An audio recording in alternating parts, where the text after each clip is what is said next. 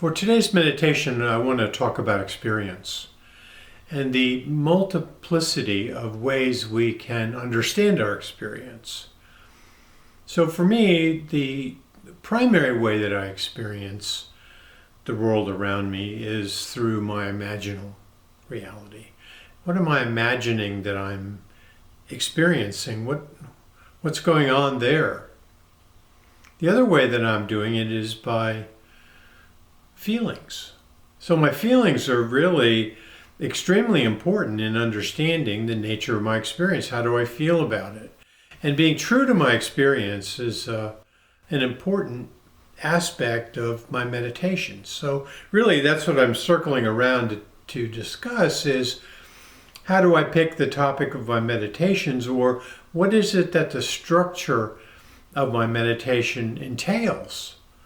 And so it is the understanding of the image that I'm meditating on, the imaginal aspect of it, the iconographic aspect of my meditation, and the emotional part of my meditation.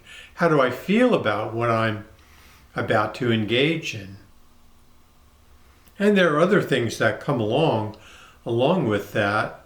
There's the rational understanding of what it is that's happening. But those essential things, the feeling, the image, and the rationale of my meditation is, part of what makes the experience that I'm meditating on important to me. So did I have a strong emotion to what I experienced? Did I have an image that was really strong? How did I feel about it? And so those things come into play, not simultaneously, but in sequence, as I'm trying to figure out, how my reality is being manifested. What am I doing with myself? What are my craftings? What is it that I'm intending to do with myself? And all those spring forward from my meditation and what I do.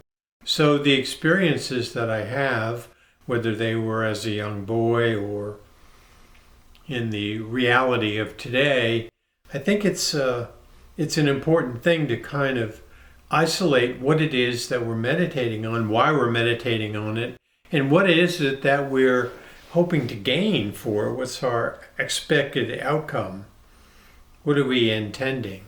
And our intentions are really important. So I'm going to venture into some pretty deep water here and try and talk about, the events of the day, the politics, the to and fro, the back and forth of what I'm experiencing on a daily basis, whether it's through reading my Substack account, which is fascinating and lots of interesting writing going on there, or whether it's looking at other social media platforms.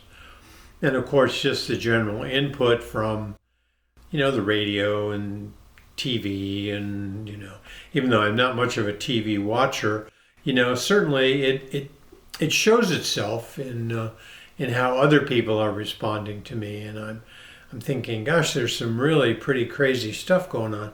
Very intense feelings. People migrating from one platform to another, to reassure themselves or all of the stuff that's going on. It's pretty intense. And so I'm going to relate to you how I work with it and what it is that has given me a little peace of mind and clarity. And that is the issue, I guess, of today is the clarity of purpose, the understanding of what that means. And so how do I resolve that? Well, one of the things that's important in meditation is to be quiet, but also to understand that it really doesn't take that long. My meditations are really fairly short. They're almost prayer-like in their construction. And one of the things that is important to me in the meditation is how is this meditation, how is it being seen as a thing of beauty? And the idea of beauty is really powerful to me because it is, to me, the essential aspect of our divine connection. So when I see things as beautiful, I know that very much I'm connected in a way to my divine hierarchy. I'm seeing beautiful things. When I see things that are horrific and, gosh, they really send me running, I know that there's not much of a connection there. That I can't necessarily break that connection, but I can understand that it's an aspect of the divine hierarchy that's,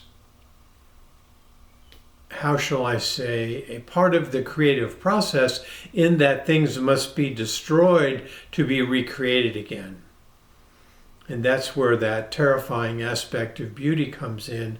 And it's where it seemingly is so uncreative and unbecoming to look at, but is so necessary, because without that moving out of the present in a way that may be very destructive and violent, can we make way for the future expansion of the cosmos.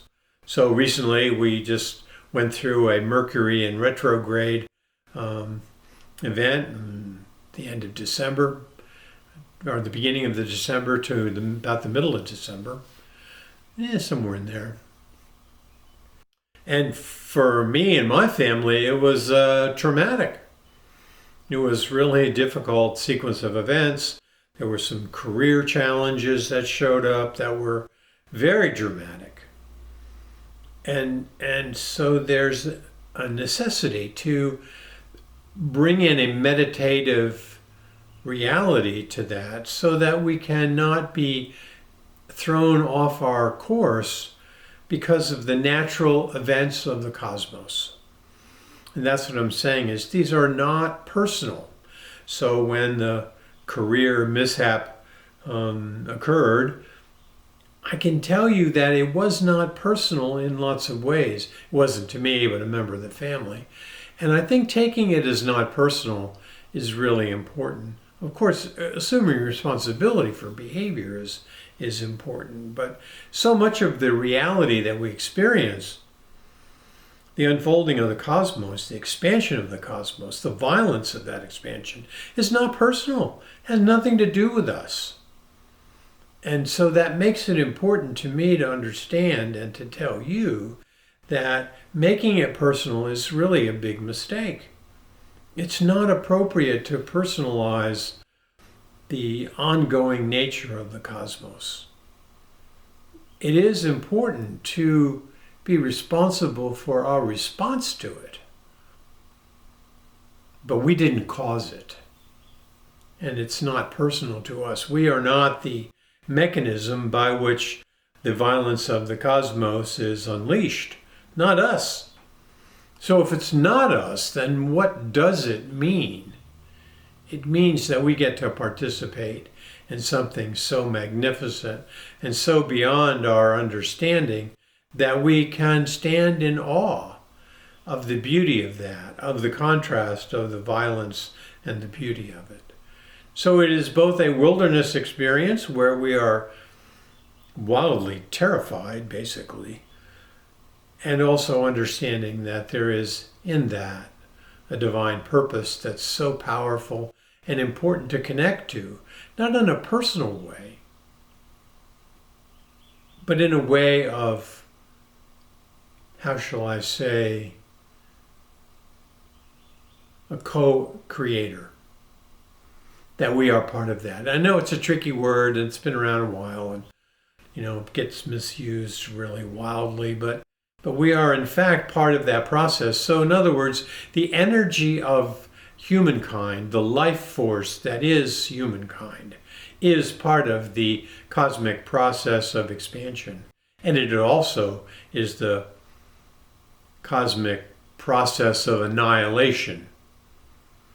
And I like that word, annihilation, because certain aspects of who we are and the reality we experienced gets annihilated in the expansion of the cosmos. And to be able to join in that and to experience annihilation in the way that's meant for us to be understood is a powerful concept. And so it's not personal to our manifestation, It's an annihilation that's necessary for the cosmos to complete its cycle. That there is an end of time is a really important thing to consider. Time has an end. And so we can read about it in many different places. But looking forward to that end, to the annihilation of time, is a powerful thing. And I want to be part of that, and I want to be aware of it. But if I'm shielding myself from that annihilation, how can I experience? Well, there's no way. You can't experience it if you're shielding yourself from it. So it is important then to face front and to look at what is going on with a willingness to confront the beauty and the terror of the world we inhabit and we are part of, and that we are in fact empowering. It is the life force of humankind, which I am sure in my deepest of thoughts is part of the power of the cosmos. That's why we're important. That's why it is, I think, that so many forces try and confine, constrain, sacrifice, murder, slaughter humankind. Because we're a valuable part of that expansion of the cosmos. It's why I think, in some ways, that the powers of this world want so badly to keep us here. They don't want us to leave the planet. They're doing everything they can to thwart that, to keep us captives, enslaved as it were, so that our life force goes up in blood and murder and death, and that we are consumed by that rather than being participatory in the life force that is the expansion of the cosmos, and that we give ourselves freely to that expansion.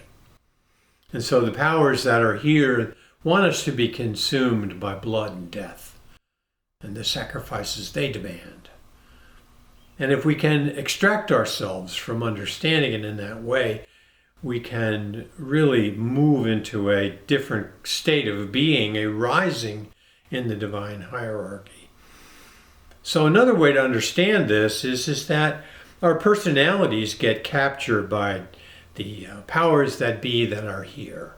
Our personalities, we are driven by fame and celebrity and fortune and all sorts of powers of the flesh, lusts of the flesh. Sounds kind of biblical, but in fact, I think it really is.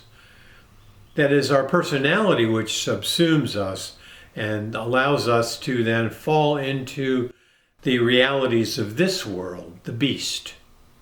And so we are aligning ourselves with the beast. We are subsumed by the beast.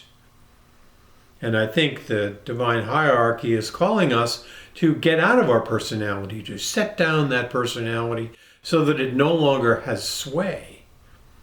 That it's an understanding, a contrast, that we must annihilate our personality in the same way that the cosmos annihilates things that are no longer useful. They become fuel for the future. So the annihilation of personality is an important part of joining in the expansion of the cosmos through the divine hierarchy and our calling.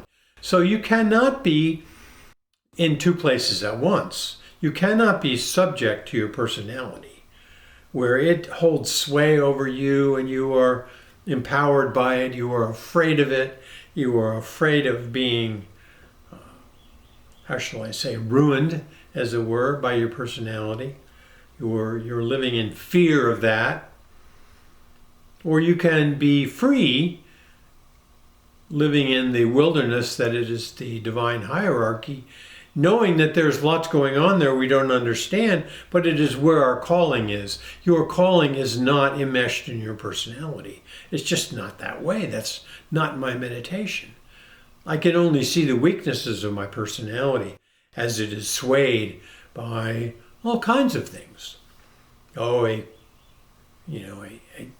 dire prediction from a Substacker of which there are many, and it's kind of fun to read them, and some are very creative and have good handles, and they're entertaining in a certain way because they capture our imagination, the worst parts of it sometimes.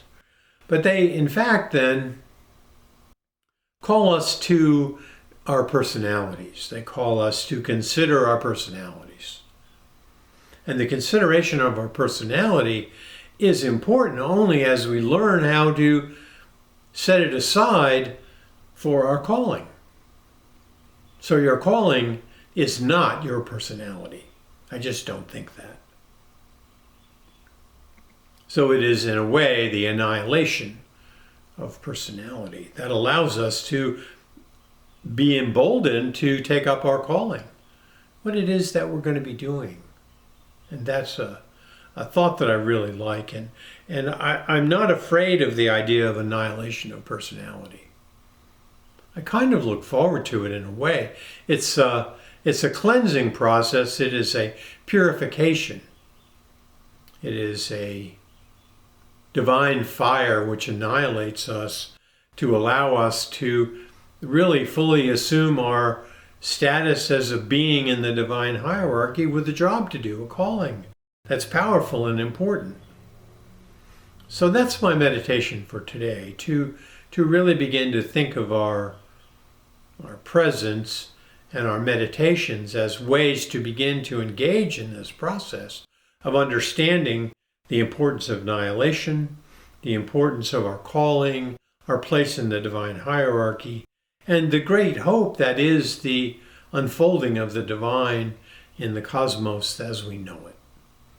So I thank you for your attentions. Amen.